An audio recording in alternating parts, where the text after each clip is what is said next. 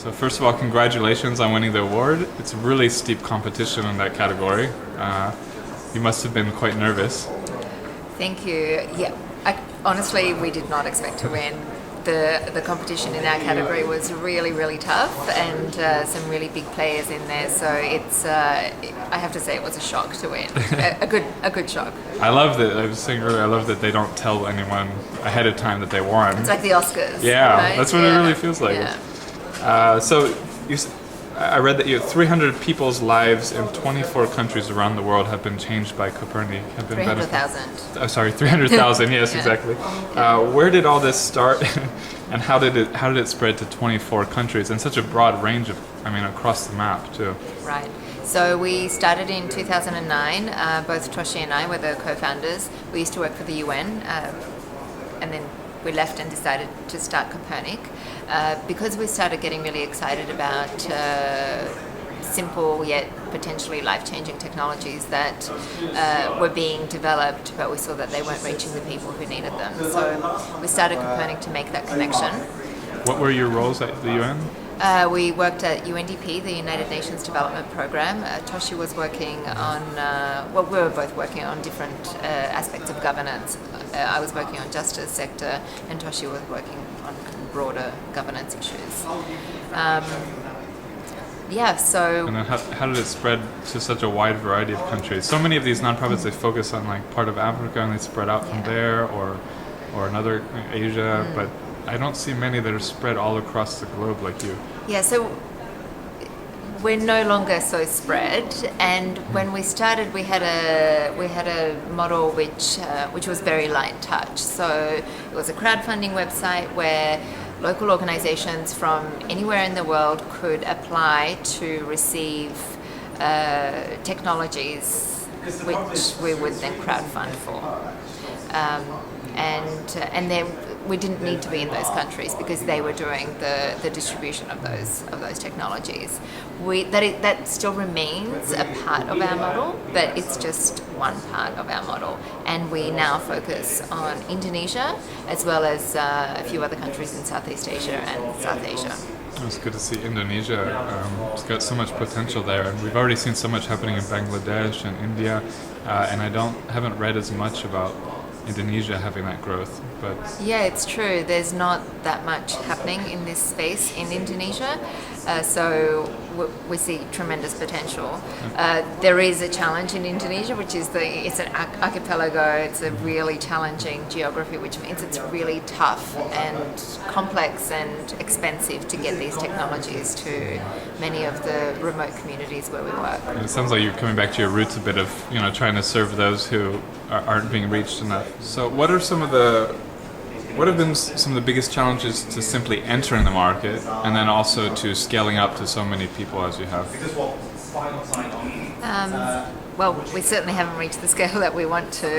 The challenges are, I mentioned before, geography, getting the technologies to where they're needed, and keeping the price affordable is a really, really big challenge for us. Also, having access to a range of products is challenging in Indonesia. The offering is pretty limited at the moment, and that is because it's quite difficult to import goods into Indonesia. Well, you have a wide range of products. That's another thing that seems to differentiate you, which probably stood out to the jury, is you don't just have LEDs and solar panels. You have electric bikes. You have a wide variety of consumer products. Right, so we try and serve the basic needs of households. So that's why I guess the top three sellers for us are solar lights, water filters, and fuel efficient cook stoves, because then they serve these basic needs. And what we're finding now is that we get a lot of requests, and we're seeing a lot of need for clean energy agricultural tools. So we are going to be adding a lot of those into our portfolio just to be able to better serve the needs of the households that we're serving. I was going to ask, what do you look for in a product when you choose to add it to the shop? But it sounds like you might have answered that, but maybe there's more to it there. I guess the most important things are that they're affordable, that they are durable and kind of developed for a rugged context. They've got to have a really clear returns and warranty policy, and they've got to serve the needs of the households that we're serving. So about are you still using this crowdfunding? So is it a widespread crowdfunding model, or did you try to get like really wealthy investors to say, hey, we'll give you this much money to do projects in Tanzania or something? Right, so crowdfunding's really hard, yeah. unless you're Kiva or Kickstarter, yeah. right? So it's an important part, and it's a very important part of our model, but it's just one part. So we do rely on individual donors, some of whom donate significant sums of money, others who are kind of repeat monthly donors that we call the tipping point donors. So I was wondering, with some of the ones donating a lot, do they have influence on them? Where you provide these products and services? So they can choose. We have a list of projects at any given time for crowdfunding on our website, and they can just choose. Well, when I first saw you as a finalist, the thing that stood out to me was the name, Kopernik, because my wife is Polish and I live in Poland. Oh, you live in Poland. Okay. I was thinking Kopernik is a Polish organization. So I'm curious about the name. Where I saw generally where it came from on the website, but I'm curious about the brainstorming session that led to that being the name. So Kopernik, yes. So I'm Polish, which is. You have Polish background. I'm Polish. You are? I was 9 when I left Poland. Okay. So I'm... Because your accent is not Polish. It's not Polish, yes.